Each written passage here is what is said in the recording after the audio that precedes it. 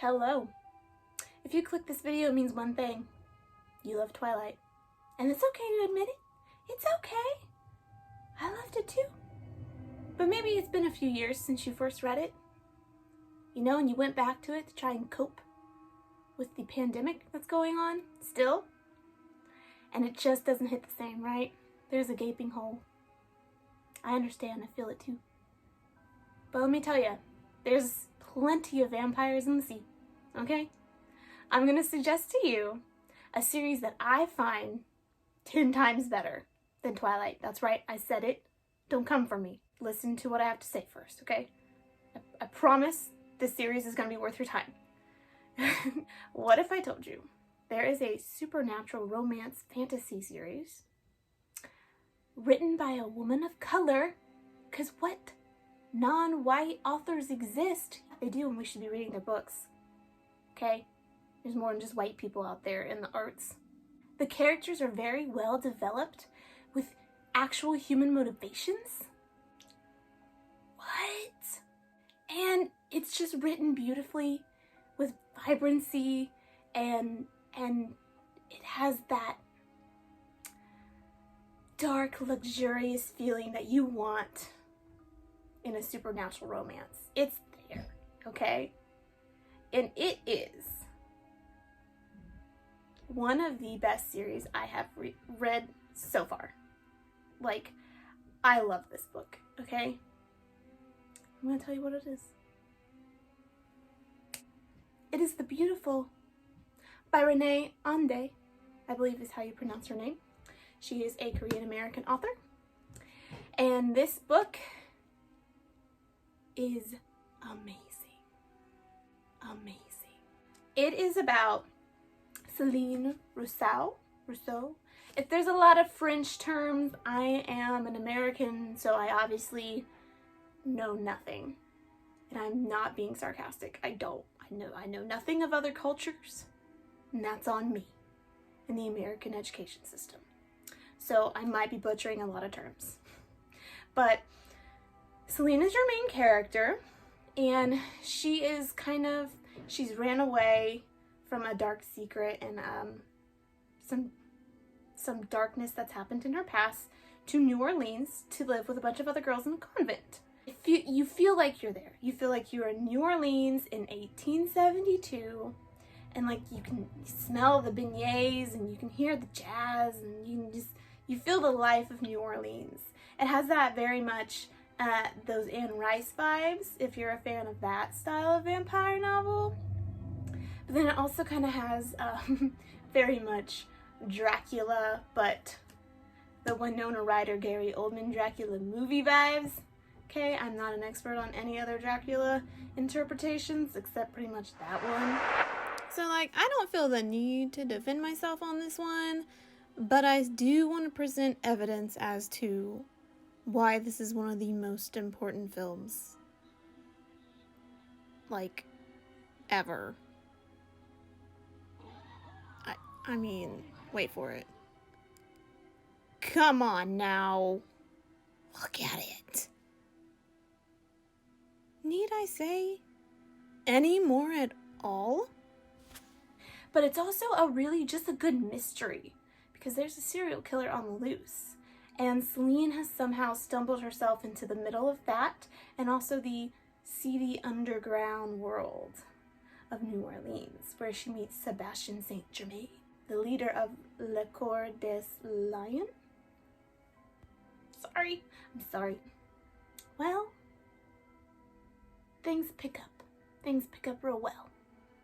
It's very much a slow burn romance, if that's your shtick. So aside from the mystery and the beautiful setting and the world building, and also some really great topics about gender roles and the place of women in society are brought up throughout this book. I mean, that's not the sole purpose of this book, but it's there, and it's done so to make a point, like, this impacts these characters' lives. Not just Céline's, but the other girls that she befriends, which are also very diverse in different backgrounds. So like there's racial and economic backgrounds, and then they're all they've come essentially to get married off, but there's more to that to each of these characters, which I found really, really refreshing. So it very much has like the best parts of a vampire novel. And like you can take like, it's got the best parts from Twilight without the problematic, you know, like pedophile vibes. And then that good aesthetic of an Anne Rice novel, that like setting wise and then like timeline wise too. So it's kind of like a mixture of all these different classic vampire novels, but in a completely refreshing way, and in a very modern way, to where you can read it in a believable way, but also you have great escapism, and then you don't have to worry about feeling like a grosso because like the character did something like really gross or really wrong that's supposed to seem romantic, when in reality it just wouldn't be. Blech. So let me talk a little bit more about the romance. Obviously it's between Sebastian and Celine. That's not a spoiler. It is mentioned on the inside cover, and it's so tension-filled that like they both want each other and they're both drawn to each other, but they both know they shouldn't be. Which is, I mean, that's very much the way most supernatural romances are. And you think Twilight, like, he's all like, you shouldn't love me, I'm a killer. Most other supernatural love stories are like that, but we all know we can't resist. Guy tells me we shouldn't be with you, well, guess what? I'm gonna be with you. Tell me what to do. I'm gonna love you even though you're toxic. You end up being my demise in many, many ways. But this isn't like that. There's tension, there's slow burn, and there's realities that these characters face that impact their choices. But it's still romantic. And it's still fantasy. But in a very grounded way, which I really appreciated. So the most refreshing thing, I think, is Celine. She has her own thoughts. The first book is in her perspective mostly, and she's independent. She knows what she wants. She doesn't want to depend on other people.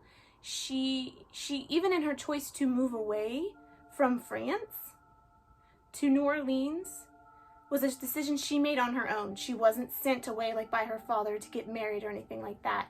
And she's not motivated by romance. She's not motivated at all by the guy, which in most romance novels, it kind of seems like the end-all be-all reason that the plot even goes forward is because this girl loves this guy. And then her whole story of this main character will be about loving this guy. Which, sure, okay, yeah, love's important, but, you know, there's more to life. And Celine very much breaks that stereotype and that trope, which is great, but there's still romance. See, that's the thing I want to stress. It's still romantic. It's still so beautiful, and there's still that lovely tension of, are they going to be together or are they not? But they don't make, well, Renée Ahdieh doesn't make Celine just a plot device in her own story, which happens all the time in romance novels.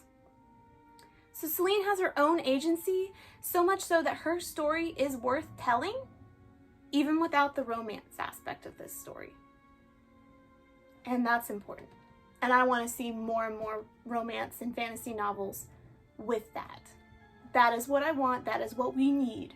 So there is a slight warning. There is mention of assault. One of the characters. Obviously there's a serial killer killing people, so there's a warning for that type of thing, but there's also mentioning of assault, attempted assault, stuff like that. But another thing about this book that cuts out those tropes is a lot of time in romance novels you see that the female character is saved from an assault by a male character, and then she immediately falls in bed with that male character who saves her, which I just don't believe is the case in reality. But in this one, the female character is her own savior, and the male character who ends up being her romance partner actually asks permission to touch her. And it's quite sad that that stood out to me, because I don't think I've ever written like watched anything or read a book where the romantic partner actually asks consent to touch the other one. And I've read a lot of books. I was an English major. I read a lot of books from all throughout time.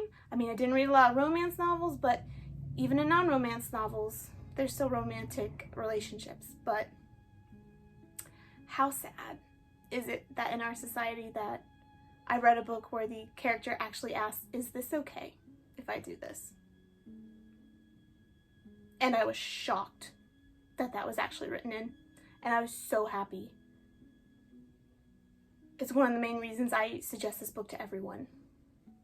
Because the importance of reality and these important topics are there. And they're not made to be like, oh, he asked for consent, he's different, he's better. It's like, no, this should be the normal. It was made to be normal. Like, in a healthy, normal relationship, consent is asked for. And that goes for in books, and movies, and television, and music, and in real life, people, okay? Don't forget that. I think I'm off my soapbox now. But The Beautiful is a series. The first one is called The Beautiful. And it ends on such a great cliffhanger that I could not wait for the second book, which came out a couple months ago, which is The Damned. The Damned is much different, but still really good. I did not love it as much as The Beautiful, but honestly, who loves a sequel more than the first? You're gonna always love the thing that made you fall in love with that series to begin with. So it's still a wonderful book on par with The Beautiful. I personally just love The Beautiful way more. But The Damned is a lot more world building of that supernatural element, and it also takes in perspective, it's in many different characters' perspectives that were like side characters in the first one, but each character has weight to the story and the plot. Unheard of. But they also, it's a diverse cast. Is it a cast if it's a book? I don't know. But anyway, it's a diverse cast. Each perspective is important, and they hold weight to the story, but they also, it makes it such a great mystery because you're learning bits by bits of what's really happening and what we're leading to through all these little snippets of each of these characters' minds. I think it was really cool. I love the style choice of it. Typically, I'm not one that likes big change-ups in formatting between a series, but this one worked very well, especially considering what happens to the main characters at the end of the first book. So I think that was a really great style choice. It worked very well, and I'm not mad about it. So I highly suggest reading this book. One, if you just want to feel like you are at New Orleans, if you need the escape, obviously no one can travel right now, we're still in a pandemic. You can practically smell the beignets when you read this book. If you're a fan of supernatural romances, you know, Twilight and Rice books, maybe even True Blood, but also if you like a good mystery, this is an exceptional, thrilling mystery of like, what is going on? Like, why are all these girls winding up murdered in New Orleans? So even if you like that, maybe thriller, suspense, maybe even a little bit of true crime, I think this could be a good maybe change up in genre. I also highly suggest this if you love American Horror Story, specifically Coven. Same kind of vibe, less spooky evil dark, more like, this might not make sense, but more like red satin gothic New Orleans vibes. I don't know when the third one's coming out. I read the second one way too fast. So pace yourselves. That's my suggestion if you decide to pick this up. And I really hope you will enjoy it. If you guys know any books that are similar or you think that I might like, please let me know in the comments. And please pick up the series at your local library. And if they don't have it at your library, go ahead and put a material request in because they more than likely will order it for you because they want stuff to check out. Now, it is great time right now to support your local libraries. You cannot have a healthy, flourishing community without a strong and a super supported library. Both depend on each other. The library depends on the community, and the community depends on the library. So you have to be there for your libraries. A lot of times you can just give them a call. You can do digital downloads of ebooks, audiobooks, anything. So if you're afraid about going in, they are going to be accessible in any way, because libraries are practically one of the most accessible community leaders of all time. So give your local library a call if you don't want to order this, or honestly, if you order this and you just really want to do some good right now, they need your help. So go ahead and do that and let me know if you do. Okay, I will see you all another time. Bye.